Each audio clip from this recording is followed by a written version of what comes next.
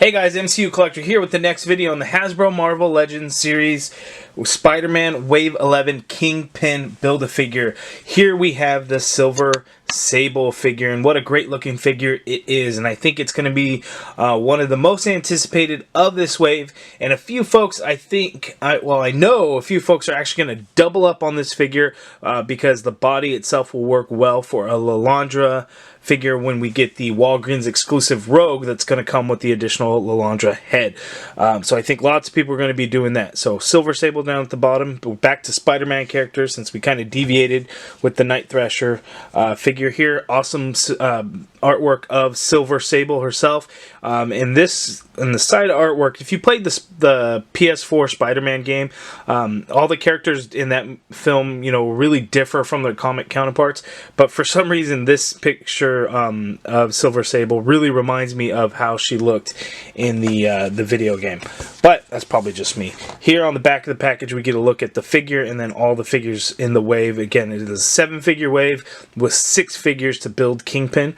And then here she is. Let's look at that bio.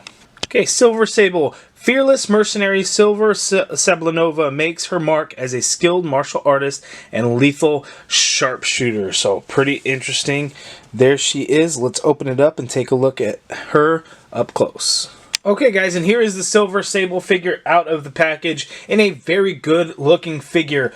Some really cool things to it, and then some pretty basic things. It's the same female body mold that we've seen used constantly over and over and over again. It's not my favorite because the legs are very thin on these figures, and sometimes they can be difficult to stand. The good thing about her is that she has flat feet, so there's not, it's not the heeled shoes or the wedged shoes, so she's fairly easy to stand, whereas some of them tend to have problems. There's no warping in the legs, which is good. That seems to happen quite a bit with the female figures with this body mold. She has these pouches on her legs that can come down. You just need to make sure that they're kind of high enough up on the thigh so they don't fall down. She has this floating belt piece here with some pouches, and then she also has the shoulder harness here, as you can see, that goes around, and it's all kind of hidden in there because everything about her is silver. So everything she is wearing is silver. The plastic is all done in kind of a silver metallic color, which does look very good. And then you do actually get some paint on here for where the boots would be, so some color differences in it, and then straight down to give the design for the figure, and then around the arms as well. Let's go over the articulation quickly, and then we'll take a closer look at the figure and her accessories. So just like with all the other female figures, there is only a single elbow, but it looks like we at least get new forearms because these are gloved, and it's not a floating piece like we've seen in with other figures that they might do. So that one's actually sculpted glove, but it's still a single elbow. But because of that glove, you're only going to get a straight 90-degree bend with the single elbow, whereas typically on the female figures we get a little bit more than 90, but that's all we're getting on Silver Sable. So her head can make her go down, and she can look down quite nicely. She can't really look up because of all her hair, and it is fairly hard, not a whole lot of flexibility in there at all. Diaphragm joint pivots to the side that much, pivots to the other side that much, only crunches down slightly, goes back a little bit more than it does front. No waist swivel, of course. These female figures, legs go out that far apart, can kick out all the way. There is an upper thigh cut, which is a little bit tight on mine. Double jointed knee. Let's get these pouches back up. No boot swivel or anything, but the foot hinges up slightly, hinges all the way down, and you get an ankle pivot in there. But a very good looking figure for Silver Sable. Now let's get in closer so we can take a closer look.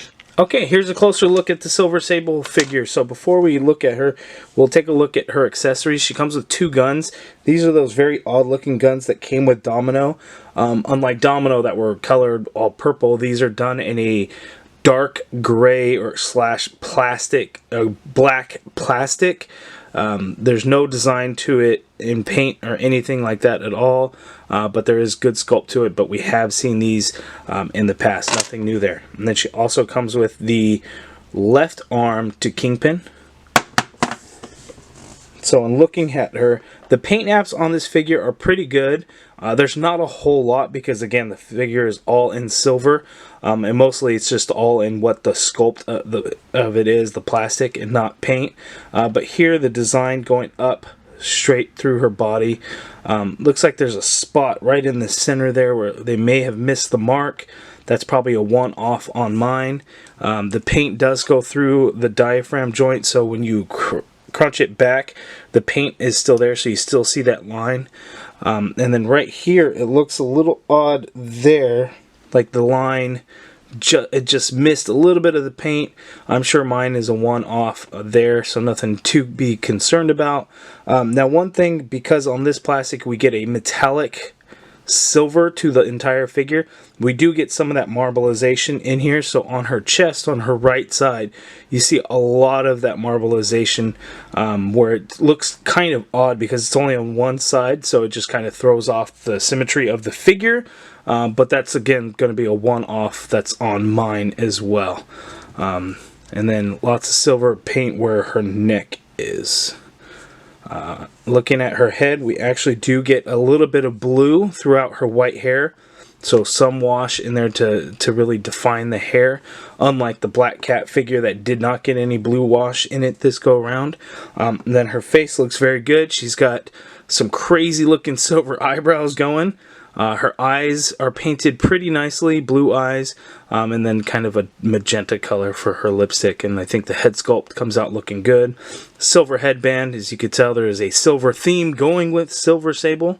The pouches and everything is just done in a pretty flat gray. There's nothing to it at all. You can see buttons and stuff as part of those pouches, but none of it's painted. But again, we just get an all silver look for Silver Sable, which, you know, makes sense. So you can see how the paint apps look on the figure. You get some of that marbleization here in the leg, but the figure looks very good. I do really like it.